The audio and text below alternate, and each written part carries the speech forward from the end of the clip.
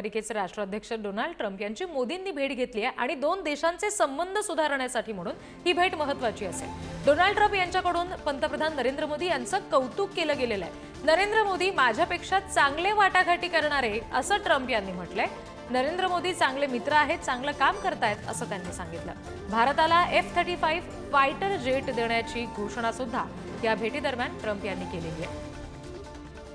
Entire gamut of the relationship ranging from strategic and security cooperation, defense, trade and economic engagement, technology, energy security and people-to-people linkages, as well as regional and global issues of concern were dealt with.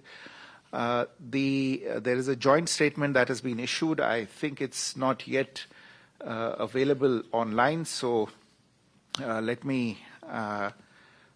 take you through some of the key aspects of the joint statement, but I would urge you to go through the joint statement in some detail because it's a really rich and substantive statement and lays down the blueprint for the near and medium-term future of the India-US relationship.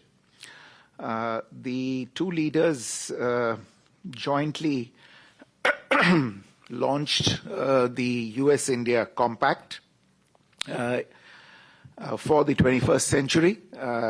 This compact stands for catalyzing opportunities in military partnership, accelerated commerce and technology. In the area of trade and investment, for instance, the leaders launched Mission 500, aiming to more than double total two-way trade to $500 billion by 2030. The two leaders also announced plans to negotiate. तर आंतरराष्ट्रीय घडामोडींचे अभ्यासक Shailendra देवळणकर sir आपल्याशी सध्या जोडले गेलेले आहेत, त्यांच्याशी आपण याबाबत बोलणार आहोत। सर, मोदी आणि ट्रम्प यांची झालेली भेट, या दरम्यान मोदींचं होणारं कौतुक आणि मुख्य म्हणजे भारताचं सामरिक बळ वाढवणारे फायटर जेट्स देण्याची झालेली घोषणा, कसं नेमकं या सगळ्या भेटीकडे पाहता येईल? अतिशय महत्त्वपूर्ण अशा प्रकारची भेट। डोनाल्ड ट्रम्प यांना राष्ट्राध्यक्ष बनवून जेमतेम एक महिना देखील अजून उलटलेला नाहीये। 20 जानेवारीला त्यांनी अध्यक्षपदाची सूत्र आपल्या हातामध्ये घेतली आणि त्यानंतर हे पहिलेच परदेशातले नेते पंतप्रधान नरेंद्र मोदी ज्यांचं एवढं प्रचंड उत्साहाने स्वागत केलं जाणं, व्हाईट हाऊस कडनं, ट्रम्प कडनं त्यांना अपॉइंटमेंट दिली जाणं, त्यांच्याबरोबर द्विपक्षीय चर्चा केली जाणं, यावरनं येत्या काळामध्ये भारताच्या वाढत्या सामरिक महत्व जे आहे ते ह्या संपूर्ण भेटीतनं अधोरेखित केलं जातं। पंतप्रधान मोदी यांची ही जी अमेरिका भेट आहे ही प्रामुख्याने दोन अतिशय महत्वाच्या आणि थोड्याशा तणावग्रस्त मुद्द्यांच्या पार्श्वभूमीवरती झालेली होती। एकतर जे अनिवासी भारतीय निर्वासित आहेत आणि जे निर्वासित बेकायदेशीरपणे अमेरिकेमध्ये राहत आहेत अशांची संख्या सध्या 5 लाखांच्या वरती भारतीयांची मानली जाते। त्यापैकी काही जणांना ज्या पद्धतीने भारतामध्ये गेल्या काही दिवसांमध्ये पाठवण्यात आलं लष्करी विमानांमधनं हातामध्ये बेड्या घालून, तो मुद्दा भारतामध्ये खूप मोठ्या प्रमाणावरती वादाचा मुद्दा बनला। दुसरं असं आहे की डोनाल्ड ट्रम्प यांनी सरसकटपणे काही देशांवरती आयात शुल्क वाढवलेलं होतं आणि त्याची झळ ही भारताला देखील पोहोचण्याची शक्यता नाकारता येत नाही। त्यामुळे या दोन्ही मुद्द्यांवरती भविष्यामध्ये ट्रम्प यांच्याकडनं कोणताही एकतर्फी निर्णय घेतला जाऊ नये, त्याचा त्रास भारताला होईल, या दृष्टिकोनातून ह्या भेटीचं आयोजन केलं गेलं होतं। आणि स्वाभाविकपणे या दोन्ही मुद्द्यांवरती मोदी आणि ट्रम्प यांच्या भेटी दरम्यान महत्वपूर्ण चर्चा झालेली आहे। यात एक बाब जी कळीची आहे तो म्हणजे भारत आणि अमेरिका यांच्यामध्ये जो व्यापार आहे त्याच्यातली व्यापार तूट ही साधारणतः 25 अब्जांपेक्षा जास्त आहे। त्यामुळे स्वाभाविकपणे डोनाल्ड ट्रम्प अमेरिकेकडचं तेल जे आहे किंवा अमेरिकेकडचा जो गॅस आहे हा भारताने विकत घ्यावा, अमेरिकेची शस्त्रास्त्र भारताने विकत घ्यावी, यासाठी त्यांच्याकडनं दबाव टाकला जाणं हे स्वाभाविक होतं।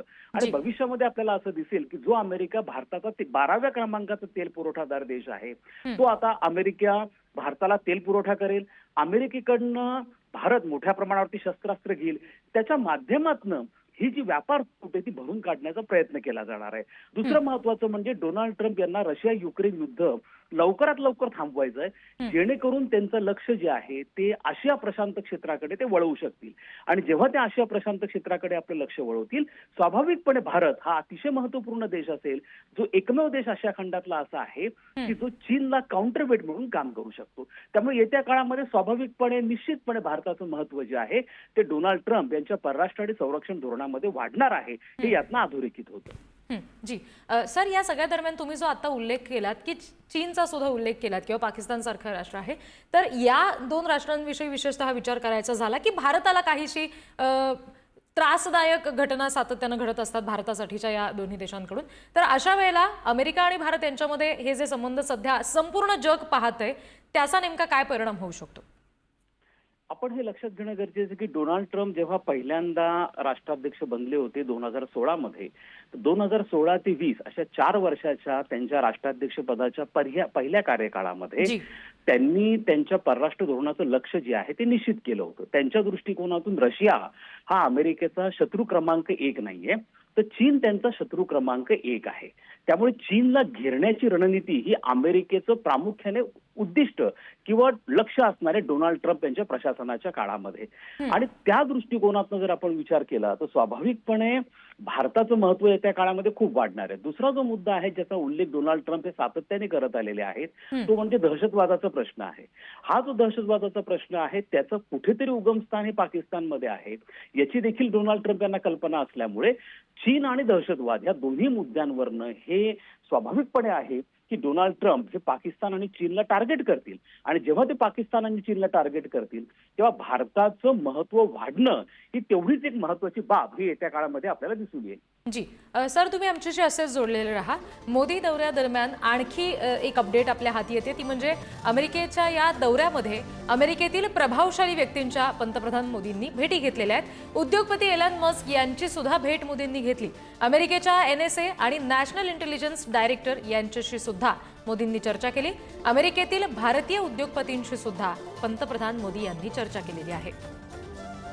पुन्हा एकदा आपण देवळणकर सर यांच्याकडे जाऊयात. सर, विशेषतः एलन मस्क यांची झालेली भेट किंवा तिथले जे उद्योगपती आहेत भारतीय त्यांच्याशी सुद्धा मोदी बोललेले आहेत. कसा नेमका फायदा भारताला या सगळ्या दृष्टीनं होऊ शकतो, कारण AI सारखा मुद्दा सध्या प्रचंड चर्चेत आहे, त्या दृष्टीनं कसं पाहता येईल या भेटीकडे?